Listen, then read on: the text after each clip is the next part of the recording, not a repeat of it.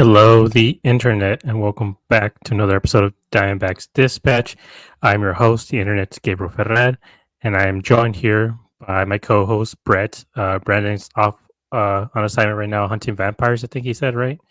I agree, yeah. So it's just going to be us two today, but we have a lot to talk about and a lot to unpack tonight. Um, so let's just get to it. What are your first thoughts, Brett? I mean, you guys saw it in the group chat going into that ninth inning. Just the entire game in general, roller coaster of emotions after everything with the bullpen. I was leaving my brother's place. Game was 11-9 or 11-10, 2 outs in the ninth inning. Cattell comes up and I'm like, is this really going to be another? Like, I believe every one of our losses in the last like maybe the last week and a half, 2 weeks has been less than 3 runs. And I was expecting, is this going to be another one? But my goodness, no. The answer backs and the Schrodinger D backs were indeed in the building tonight because that was an insane game from beginning to end. Just absolutely wild. Yeah, especially with the way it started. I mean, it started off a little bit slow, especially in that first couple innings. The way both Henry and what's his face? I always forget his name. I don't know why I forget his name. The pitcher Hendricks. from Hendricks. Uh, they started off pretty quick and easy. Got some quick outs, and then in the third, D-backs put up 3 runs, but it was 4-1, and it honestly seemed like that was more or less going to be the case for the rest of the game. It's going to be like a 4-1, 4-2 type of game. And then suddenly, in the fifth, Tommy gets touched up and they score 4 runs on him. And then the answer backs come back and put up 4 runs. And then you're like, all right, feeling good. I'm starting to vibe. It's 8-5. We got this. And then Frias comes back and don't even know what to say with them I anymore at think you this mispronounced point. it. It's free ass because he's basically free ass when he's on the fucking mound. Because good lord. Oh my God. Like, man, he literally just came in there, gave up 3 walks, and then left. Like, looked like he just threw a bomb inside of the building and just left. It was like, all right, figure it out. And then, Nelson did the best job that he could, but man, he was just one swing away from getting out of that. And he hit it And like, that's what's crazy is if that challenged call on the Corbin Carroll line drive, if that's overturned, that grand slam probably doesn't happen. yeah, I mean, that was one of the more costly calls that's gone against us. Um, We've been very I mean, unlucky on some of those. Like those bang bang plays last year on the replays, 100% go our way. But this year they're like, nope, not enough evidence. I'm like, all right, I'm gonna put on my yeah, tinfoil hat. Is there an MLB agenda against the Diamondbacks already? Are they already like, we gotta let the big brother Dodgers make sure they win the yeah. division? I'm just kidding. I'm just kidding. I, but it's one of those plays again that we've been talking about. Like, we're missing a lot of our guys right now, and I feel like Alec makes that catch in his sleep. And Carroll's a good defender and everything, but he's not Alec Thomas. He's not a Gold Glove the way Alec is. And it's just one of those plays where you see it. And same earlier in the game too with Blaze. I mean, Blaze had some good plays too, but there's a couple of them where you see and you're like, damn, Perdomo would have gotten that one. Um, but it was what it was. Ian Happ with the grand slam, just with 2 strikes and ready, and then man, that one hurt. That one hurt a lot. That they should have been out of the inning. They weren't, and then I mean, yeah, Yeah, Josh was that they got the Josh played the OJ best. Simpson jury on Yeah. relays. Uh, but damn, they went up 8-11. So at this point, full disclosure, I didn't watch the rest of the game. I was listening to it because I started painting because I was like, I am gonna like scream at the TV if I keep watching it. So I would just paint little otters and then try to calm down, get into my zen zone. Um, I don't blame but you, then honestly. yeah, what do you think about or how were your emotions when the grand slam was hit? I mean, I was at my parents'. I showed up deep, like literally on the way from leaving, because Tuesday nights, me and my brother, we had beer league softball. So even just at beer league softball the entire time, it's like, oh, D-backs are at 4-1. Heck yeah! Then they're down 5-4. I'm like, good lord, they tie it. Leaving the ballpark, they're up 8 to 5, and I'm like, cool. By the time I get to my parents, like they put in Frias, and I was like, I saw like one of the discords we're in, and I was like, everyone's like, oh, here's free ass, like all this, and I was, what's actually, maybe it's the pre-panic before he comes in, kind of like how with Castro, where the second he's announced, we're just like, oh, here it goes. I wasn't sure if it was that or he was actually shitting the bed, but when I got to my parents, bases loaded, he's already being taken out for Kyle Nelson.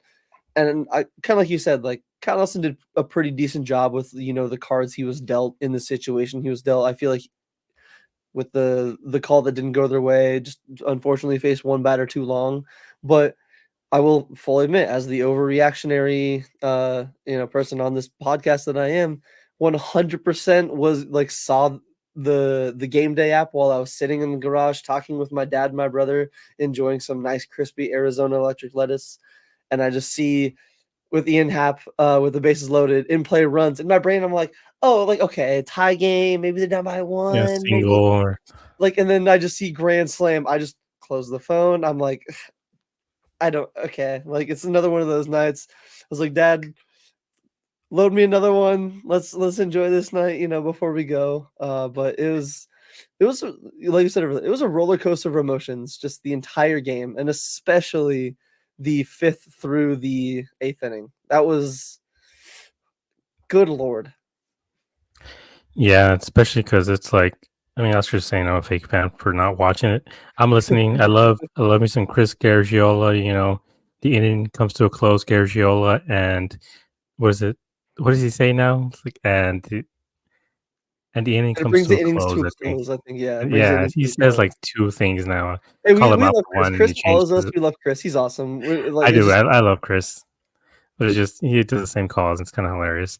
It's yeah. like take a shot every time I'll he says I'll either take one. his same calls to end the inning over Steve Berthium and his jinx every day of the week, Oh my god, please. yeah. But yeah, I mean, when the grand slam happened, it's here's the thing with Nelson, because I know people want to put some blame on Nelson. He came in there with the bases loaded and no outs. He had to be absolutely perfect. You're expecting perfection out of a guy like this, and I mean, who in the league can come in there and get three outs like that? Like, there's a handful of guys who are able to do that. And with the way this game is going, you're not going to put in Ginkle. You're not going to put in Thompson this early.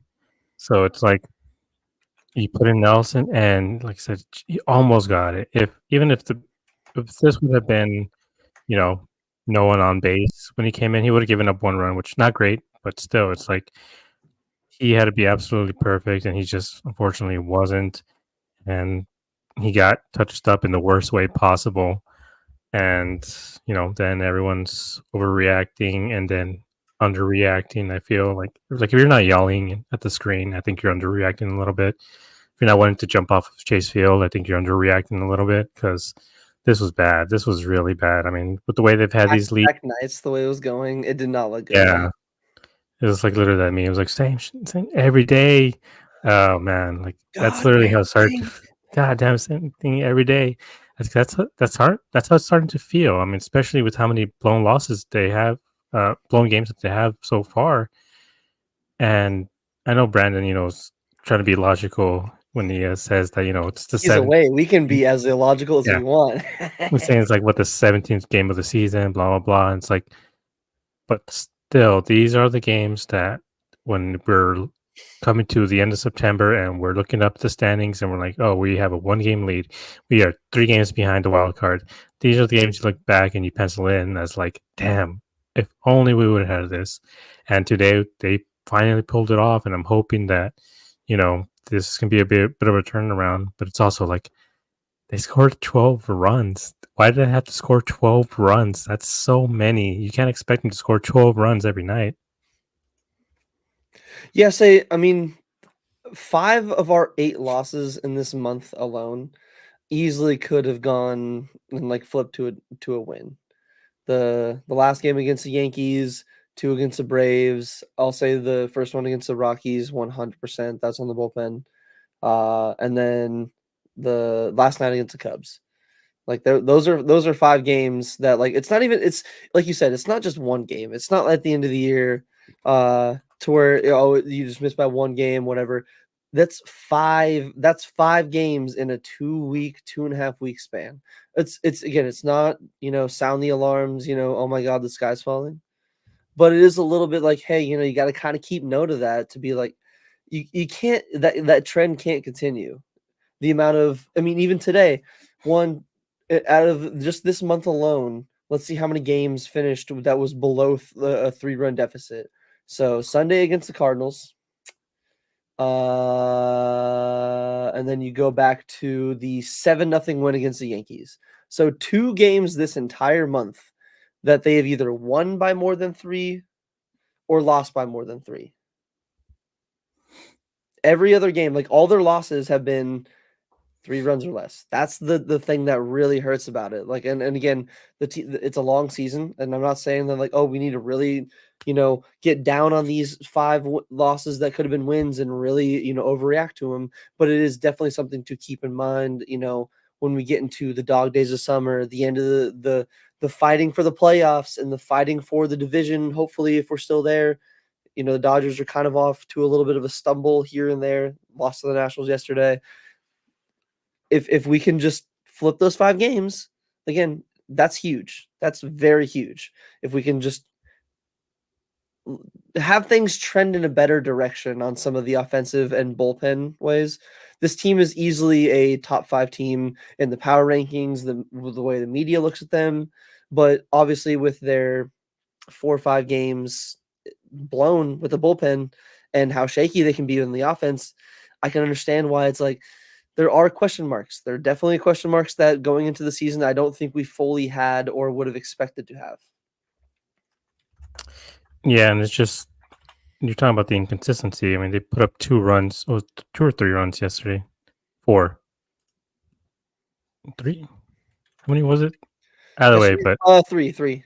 3 runs. Yeah, they put up 3 runs yesterday. So I mean, that's really. But it always seems to be Merrill Kelly starts. He comes out and he pitches a gem, but for some reason they just can't score more than a couple runs when he's on the mound. And I truly don't understand it. Like I don't know if it's like a complacency thing or what it even is, but it's just strange that happens. And seeing this happen again today, it's just like I can see it become so demoralizing. I mean, that's why like it's really surprising that they're able to come back because then what is it? The next inning, this everything happened in the sixth. So in the seventh, Blaze he comes up, he doubles, and Suarez scores. So it was 9-11. Never forget. And then yeah, the end inning 9-11, and then they keep it there in the eighth. In the bottom of the eighth, uh, they score again on the sac fly, and just chipping away, chipping away. There's a few times where you're like, man, they probably should have scored a lot more, but you'll take the 1 run in this case, and then the eighth ends with the 11-10.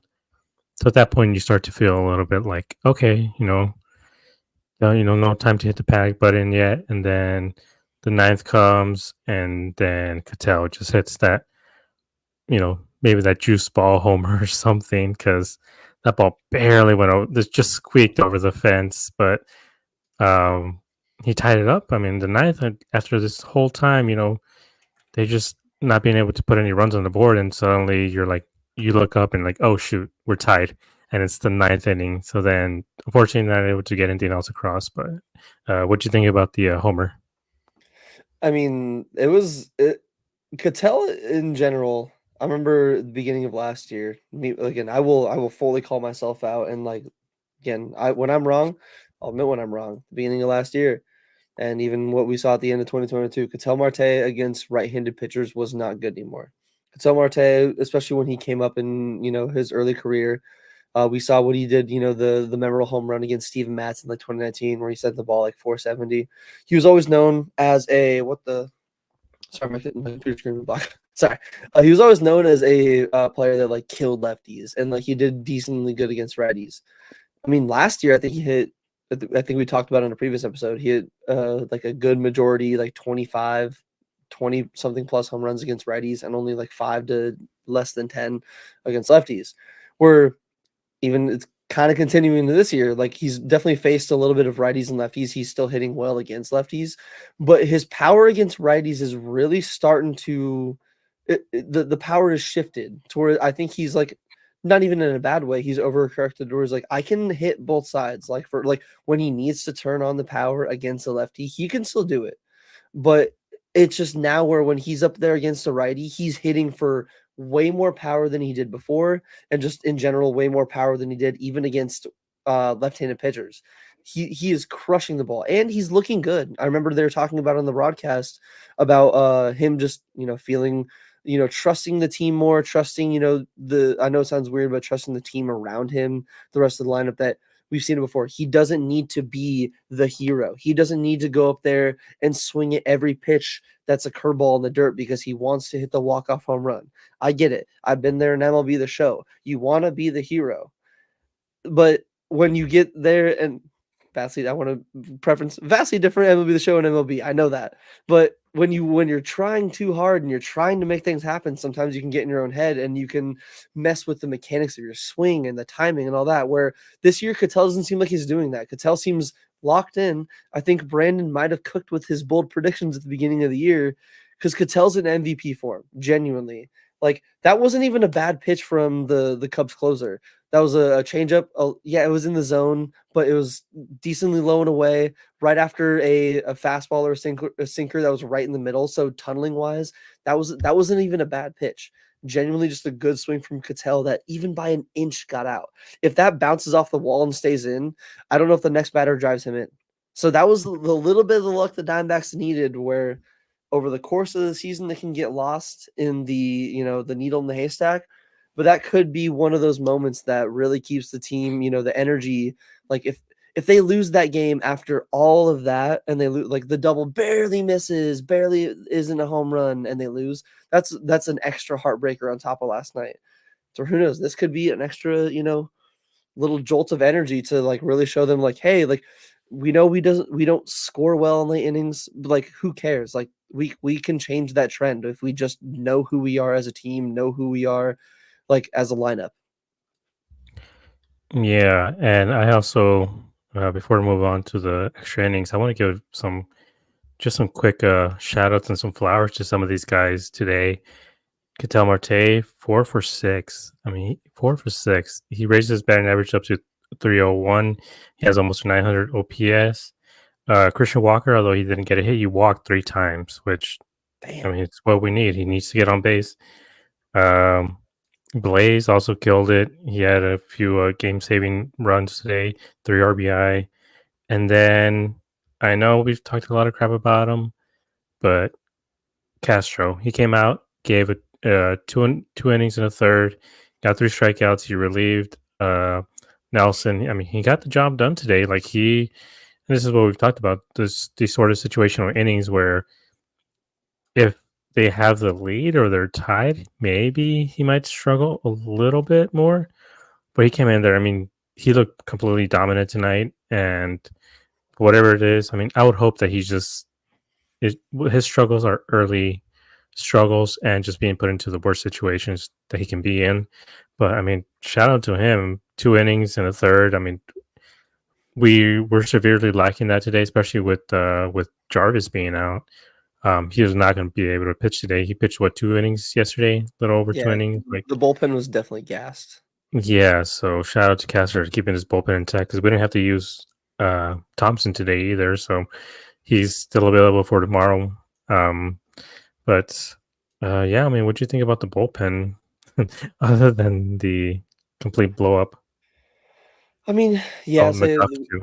we talked about Frias obviously earlier. I mean, we make jokes, and I want to, even leading to Castro, we want to give flowers to pitchers 100% when they deserve it. Like even any player, like even if like let's say Jace Peterson tomorrow somehow goes like 3 for 3, 4 for 4, like we'll give players their flowers 100% when they deserve it. But I don't know, man. Frias, we've been very patient with him. We've been giving him his leeway. He's just not it, man. I like if I know I tweeted it on my account earlier, but if Frias didn't throw 100 miles an hour, that man would be like making McDonald's burgers. He would be at Taco Bell being like, "Hello, sir, what kind of munchie meal would you like?" Or sorry, Jack in the Box, "What kind of munchie meal would you like?" He is not a very at least with the Diamondbacks and what they're using him, how they're using him, however he's taking their coaching. He is not a good bullpen pitcher. I know it sounds harsh. I'm not saying that as like an attack on him as a person and anything. Like I imagine like, he's probably a great person and a great like guy in the clubhouse, but just his performance on the field is not there. He just because you throw hard, like we saw last year, just Martinez when he came up struggled with it. Even in Reno, we knew he struggled with location. Yes, just because you throw 103, cool. Hitters can wait until you actually get it in the zone and clobber that pitch. Well, Frias is the same. Like Frias misses out of the zone. He's basically Ryan Nelson with like more speed and just out of the bullpen. Like it just I know even that's like maybe a little bit of a jab at Ryan, but just he gives up, he can't strike out hitters. It seems like he just throws way too hard, overthrows it half the time. But thankfully he did get bailed out. Miguel Castro, some really good clutch relief for the pen. We talked about earlier, Kyle Nelson definitely kind of got handed a little bit of a shit hand out of the pen. I think he did pretty decent with what he got. Kevin Ginkel, really want to give him his flowers as well. He's been having a little bit of a tough time lately, a little bit of a tough stretch, especially I know after last night it could not have been, like there's probably not a lot of confidence in the stadium. I know Kevin Ginkel himself, he's a confident player. He had the confidence himself. Torrey has the confidence. The clubhouse does. But I can imagine as a fan watching it, even myself personally, I can admit it's not. I was a little bit like, okay, let's please just one run at most, please. I'm just, like I'm begging you, and it was a clean ninth, a clean 10th. It was very, very nice. So, uh, some of the bullpen definitely had its downsides, obviously, uh, but there was a few bright spots that really showed out and was really clutch with keeping this team in the game and why we were even able to get to extras and walk it off. Yeah, I mean, they you have to give your flowers to these guys because, like I said, they're gonna have their off nights. It's gonna be bad some days, but when they're good, they're good. Like, um, man, I'm gonna talk about the Cubs catchers, man. They are just not it. They are just getting exposed left and right. Like I they lost their last catcher. I mean, I expected Contreras to be good, and then they give him a big ass contract.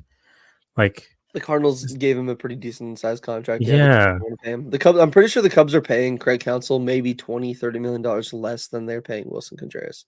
yeah, and he's been not being able to get anybody out. And then today, Amaya just letting pass ball after pass ball. He can't make a throw to second.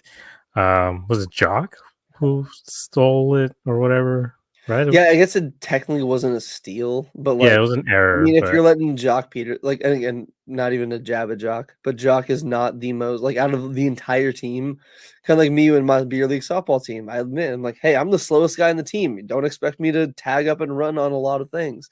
Jock was out there. Jock felt that chaos, man. He felt the chaos in his bones, and he was letting it go. yeah. So let's get into the 11th now. Oh boy, Um, hell yeah. Randall Grichuk is up to bat. And he doubles on a line drive, and I mean Christian Walker had a haul ass because he still had to wait for it because that ball was in the gap. But knowing Cody Bellinger and all these and their other left fielder, they there might have been a chance they cut it off or able to just keep him at third. But as soon as he saw the ball land, he just kept running and then just put his head down, kept running. Finally scored. Finally gave us a whole sense of relief. Uh, and man, that felt really good. That felt really good. Yes, it definitely was a nice. I mean, any win is good, obviously, but it's just after the way the beginning of the season has gone, the trends we've seen, and even after last night's tough loss, tonight was tonight was a little sweet. Again, it's not like it's a game against the Dodgers. It's still early in the season. It's not a playoff, but it was a good win. It was a good energy. I mean, I don't know the attendance numbers, but even the stadium looked like it was pretty full. I know probably a lot of Cub fans, but even last night when me and Brandon were there, there was a good amount of D-backs fans, man. Like I want to bring that up as much as I can whenever I can. Like a lot of love to D-backs fans showing out for some of these games. I know there's a lot of really tough fan bases, the Yankees, the Cubs, the Cardinals. Those fan bases are a lot of them live here, a lot of them travel well. But the D-backs fans have done a really good job of showing out, representing at the games, win or loss, and it's just really nice to see. So I really wanted to bring that up as well. Yeah, shout out to the fans, man. I mean, especially compared to the other years where it's literally all Cubs fan, and then it just seems like the D-backs fans are the visiting fans because they're just like huddled up and behind the dugout and stuff. And I mean, it sounded a lot louder on our side today. So we wanted to bring up the Serpientes uniforms because it's the first time they've used them in the season, and as garbage as Fanatics is, they look completely normal, which was nice to see. But they also debuted a new helmet. So you want to talk about it, Brett? Yes, I know you were the helmet aficionado and pointed out it or pointed the Diamondbacks regular season helmets out in spring training, going from the matte to the shinier, I believe. But tonight for the Serpientes ones, they're actually back to the matte. And not only are they back to the matte helmets, but if you guys, again, very small detail, a lot of you probably ever were like, what the fuck you talking about? But last year and the years past, they've used the matte helmets with the Diamondbacks A, just the regular red with uh, the sand trim A on the helmet. Well, tonight they actually just had the matte helmet with the Serpientes logo. And again, I know it's small. I know it to a lot of people doesn't mean anything. It's like, okay, who cares? But it's just that extra little like it's that little garnish on the plate that just makes it go from like an 8 to a 10. It just looks so good. And I'm really sad that it took them until possibly the last year that we're even to have these Serpientes uniforms for the City Connects to even get the helmets. Because I know Derek Hall talked about it a few weeks ago that maybe the next or the City Connects are going to be purple and teal. Fingers crossed, but they're cooking. They're cooking with the uniform combinations finally, and I agree. The other than the nameplate, still the uniforms look fun. That's the one thing that I will still always just the names still look weird. I will always agree with Yeah. that. Is they just don't look right. But that like I don't notice anything else with the jerseys. Minus Riley Yeah. Green's tearing when he slides into home, but again, that's a one-off situation. Well, it's not a one-off because Cody Bellinger had the same thing happen to him too. Like when he Really, slid I into didn't even third, know. I didn't even like see that. yeah, in his pocket, like his butt area, like it was completely ripped off. It was crazy. Um, but yeah, I mean they look really good. They have this uh logo on it, the one I have on my hat right now. And I think it's such a badass logo. I didn't understand why they didn't use that one. Um, but I mean, they're finally at least starting, like you said, they're starting to cook. They're starting to really mix and match these combinations, and with the new lights, they look, I think, even better than they did before. Um, so yeah, they're what 1-0 this season with the Serpientes. So let's run it back. Let's keep wearing them until I don't know, like they lose. I guess I don't even know what to say at this point because they do have a really good record with the Serpientes jerseys. I know um, somebody. I don't know if it was Alex Diagostino, I think that's his name. I think he keeps track of that. Oh But yeah, yeah, yeah. yeah, I think the Oh, last time I saw was something like 15, 16 to like 3 or something with the Serpientes thing. So we love to see it. So you got any parting thoughts, Brett? No, I mean, it's just again, it's always nice to see the team win. I know it's especially post game reactions can always be riding that high of the win. But I hope they keep it going into the next game. I mean, just we've talked about their struggles in the seventh inning and on tonight, especially extra innings. Tonight they scored a run in the seventh, eighth, ninth, and 10th. So good signs. Hopefully the rest of the offense can continue it and we don't see, them just get thrown down a cliff and just shut out tomorrow and look like they just showed up hungover and drunk from a long game. Uh, but I mean, they have a chance to go over 500 again. I know it's early in the season, doesn't mean too much, but sometimes just getting back over that hump of being over 500 can be huge. So tomorrow's a big game. We got Ryan Nelson, I believe, versus Jordan Wicks. So it should be a pretty good matchup. I don't even want to like put out. I don't even know if I would put money on any team just because like tonight's game, I couldn't imagine having a bet on a money line of either of these teams and seeing the Yeah. constant back and forth. Like good, no, no. So I just want to see a good ball game tomorrow. I just want, obviously, I want to see a win, but it's just nice to see the team show some fight after that rough seventh inning where the Cubs put up six, and they were like they were Schrodinger's D-backs. They showed up early. They put up all their runs in the third and the fifth, and they still showed up in the late and became the answer backs.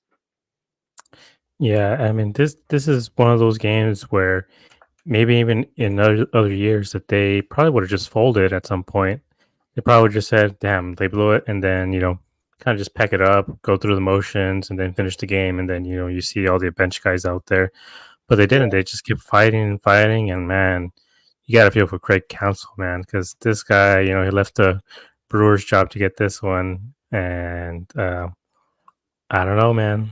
The Cubs are not looking I mean, they're still any solid. They're better. still 10-7. 10-7.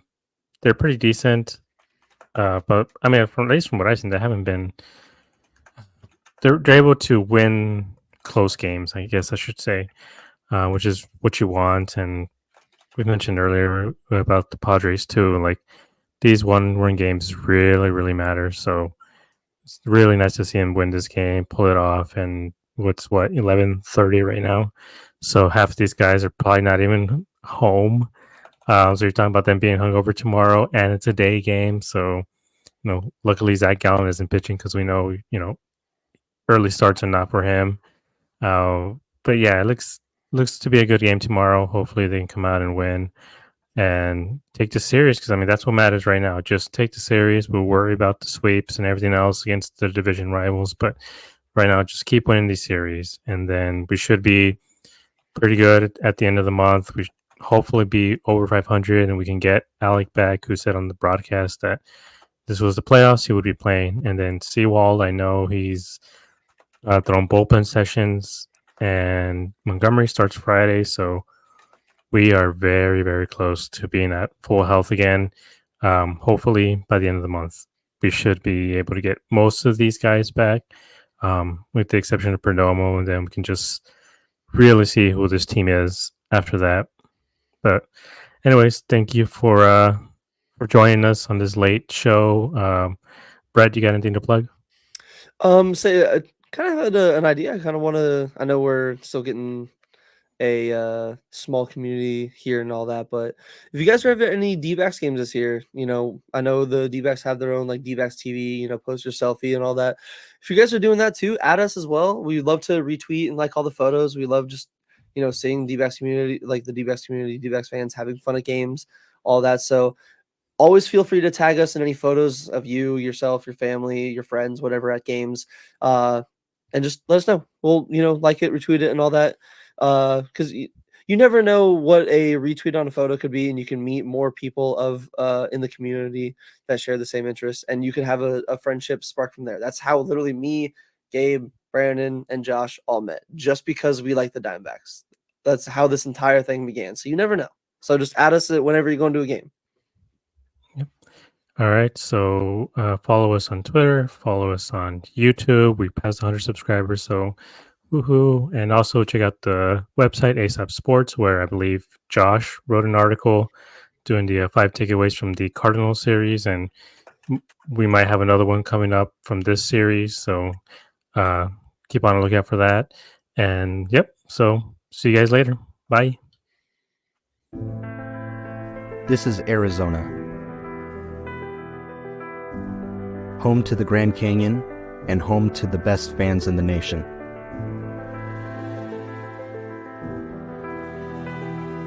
This is for the fans that love a good pool party. This is for the fans that know the Red Sea can be found in the desert.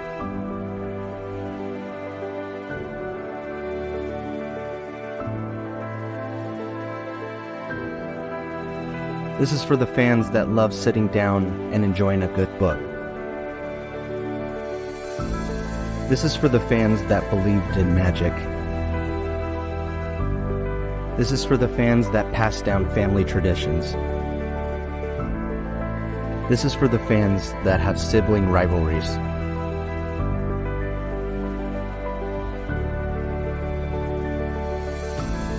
This is for the fans that love the South End.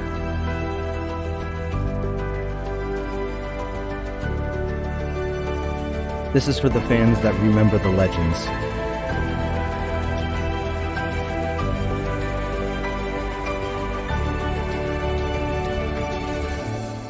This is for the fans far from home.